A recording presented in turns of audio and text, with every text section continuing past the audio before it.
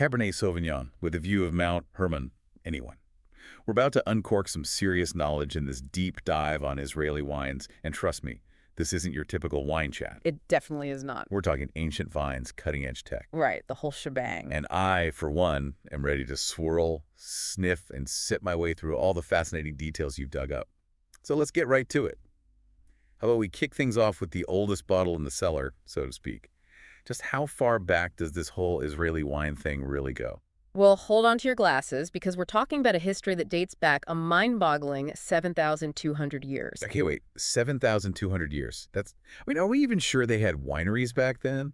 Maybe not wineries as we know them, but evidence shows they were definitely fermenting grapes in that region back then, which predates even the pyramids. Wow, okay. So we're talking about a truly ancient tradition here.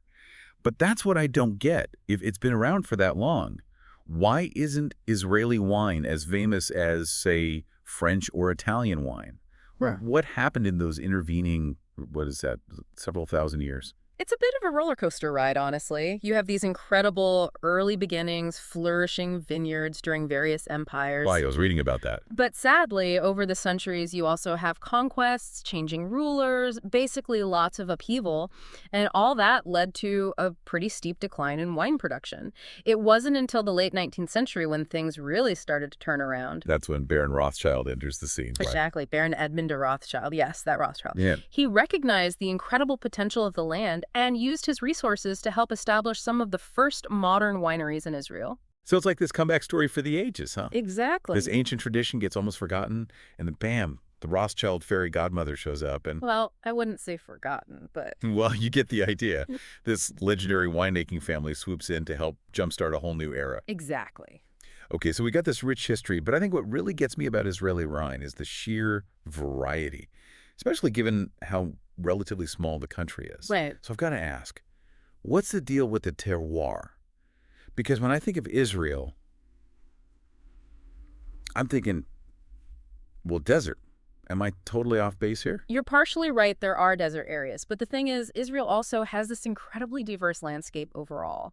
And you're right, it's a pretty small country, which is exactly what makes the terroir so fascinating. You get all this variety packed into a really condensed area, and that's a winemaker's dream. Okay, so walk us through it. What kind of terrain are we actually talking about here, and how does it impact the taste of the wine itself?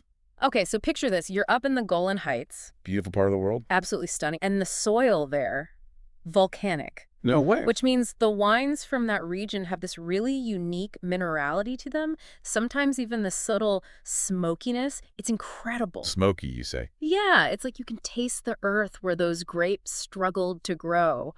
Really special. Volcanic wines, huh? I never would have pictured that, but I gotta say, it's working for me.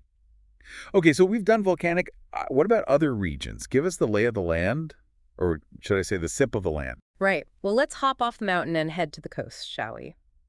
Down in the coastal plains, it's a completely different story. You've got sandier soil there, obviously, and the wines tend to be much brighter, lots of fresh fruit character. Okay, now those are flavors I can get behind. What kind of fruits are we talking about here? Give me the tasting notes. Think citrus, Right. definitely, melon, and then you get that little touch of salinity from the sea breezes, which is really unique. It's like the Mediterranean in a glass. I love it. Exactly. Okay, so we've got volcanic wines. We've got beachy wines. What's our last stop on this Israeli wine tasting tour? All right, last but not least, let's head over to the Judean hills. I've heard good things. The soil there is chalky, lots of limestone, and that gives the wines a really elegant feel, almost old world style, if you know what I mean. Ooh, like a Burgundy or Bordeaux. Exactly. Very comparable. Lots of structure, complexity, and these are wines that can really age beautifully. See, this is what I love about wine. It's like a crash course in geography, history, and flavor, all in one glass. Couldn't have said it better myself.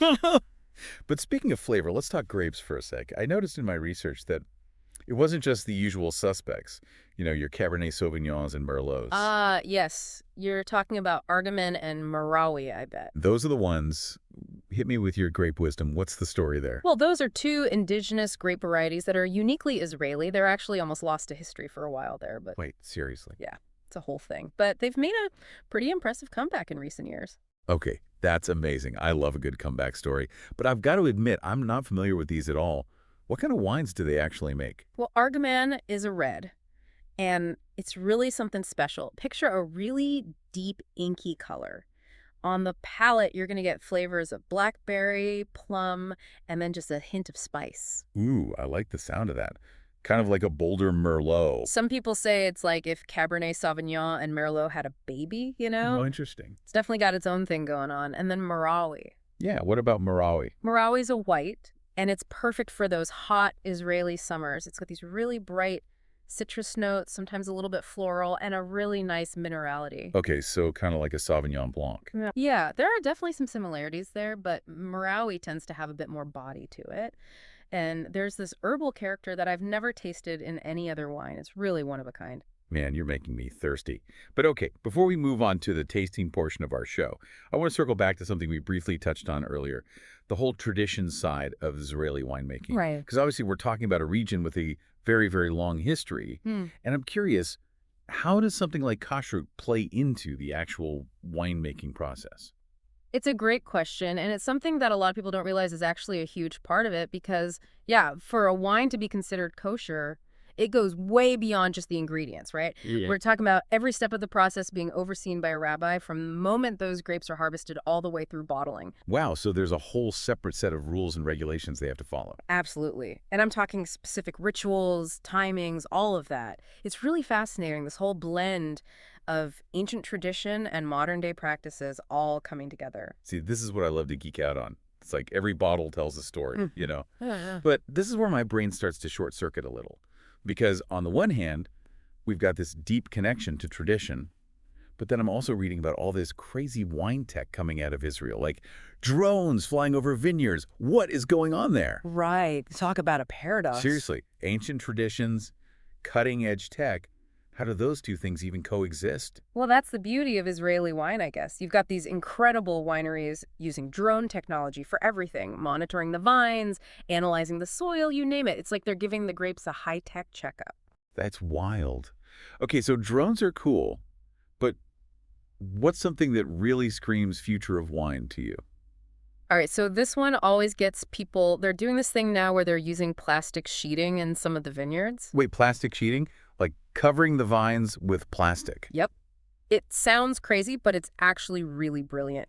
By strategically covering certain areas, they can actually control how much sunlight and rainfall the vines are getting. Hold up. So they're basically controlling the weather now. Pretty much. And the thing is, it gives them this insane level of control over the ripening process. It's all about creating the most ideal conditions, which obviously leads to better, more balanced wines. Okay, that is next level. And you know what? All this talk about delicious, balanced wine has got me officially ready to get to the tasting portion of the show. Me too.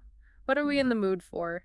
You know, after all that talk about volcanic soil and sea breezes, I'm thinking something bold. Bold it is. Yeah, something with a little spice, maybe a hint of that earthiness we were talking about. What are you pouring? I've got a classic Cabernet Sauvignon from the Golan Heights here that should do the trick. Hit me with those tasting notes.